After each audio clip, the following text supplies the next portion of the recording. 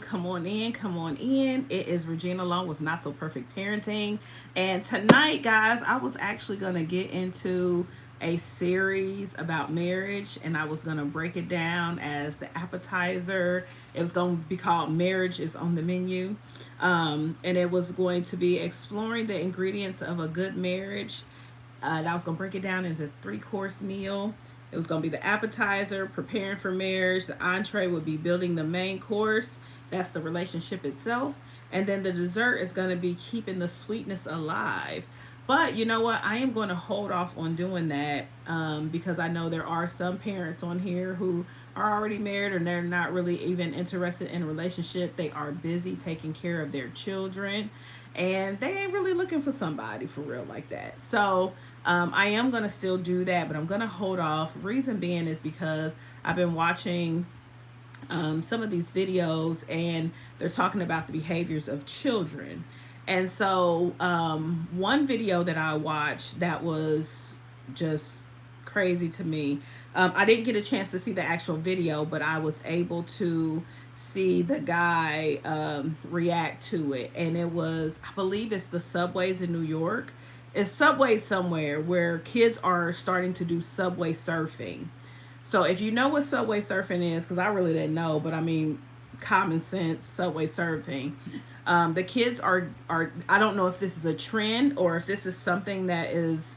I guess trend still would be the word, but I don't know if it's a challenge or a trend, whatever.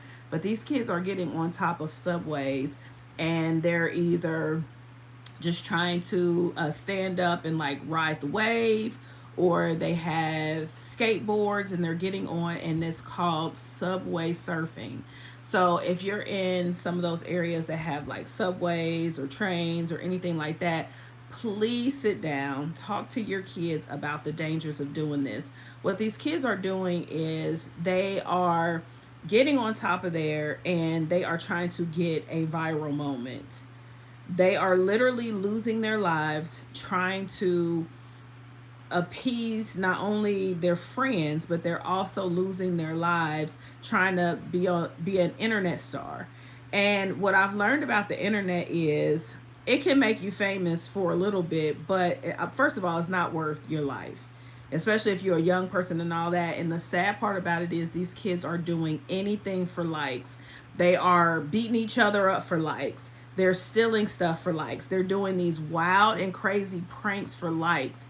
And I wanted to get on here and just kind of talk about it because we have to teach our kids some type of validation at home. And no, it's not always the parents' fault because you can teach your kids the best way. You can love your kids the best. You can teach them everything, but these kids will make up their minds sometimes to do whatever. But we have to be aware and diligent because the little kids that I just heard died on the doing subway surfing not too long ago. I do believe one of them was 13 years old, and this was like early in the morning. They weren't even supposed to be out at this time of the morning or night or whatever, and these kids lost their lives surfing on top of a subway. So we have to teach our kids a different kind of way and say, hey, listen, this is not, you don't have to be liked by everybody. A viral moment is not worth your life. I'm gonna really have to sit down and do some studies and a lot of things to prepare us to teach these kids that we love social media and everything like that, and we let them have it, but losing your life or doing something stupid, taking someone else's life, or stealing or going to jail is not worth having a viral moment. And what they don't really even realize is your viral moment will be viral for just a moment, but it's not gonna technically always make you famous like some of these other ones. I can't remember some of the other people's names that have like gone viral and then all of a sudden they became like a sensation or something like that. But not everybody does. And the thing is, you can't lose your life over just trying to go viral. And everybody is trying to do it. Even the adults are doing stupid and crazy pranks that's landing them in jail. Some, I don't know if it was an adult or not, but I believe it was like a teenager, almost close to an adult, got shot over doing a prank because he was trying to go viral. This mess has to stop. And for a kid that's 13 years old to get on top of a subway and think it's safe enough for them to ride on top of it on a skateboard and videotape themselves to go viral is insane. Like, what are we doing at home that we're not teaching these kids that they're enough? What are we not doing? What can we do as a community to teach these kids, hey, you're good enough? You don't have to go and do something crazy and risk your life or risk someone else's life just to get a hey, hello, or you're going viral on TikTok or wherever. Just because those kids did that, like, there, it's a lot, it's a trend, it's a lot of people doing that kind of stuff. So what can we do as a community? To be honest, I feel like the kids shouldn't even, at certain ages, you shouldn't even have a phone. You shouldn't have social media and things like that, because social media will grab you into it. And if you don't have a lot of friends, you don't know how to talk to people, you don't feel like you're validated and loved at home, this social media thing can just pull you in.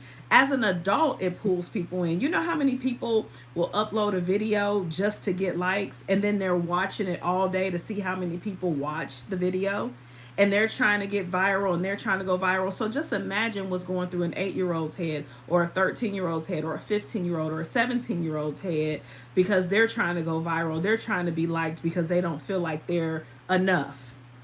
We have to teach these kids that they are enough. It's just way too much stuff going on. And then there was another video with some kids talking to police officers like they were just crazy. I mean, it's so many things. Hey, hello, how are you?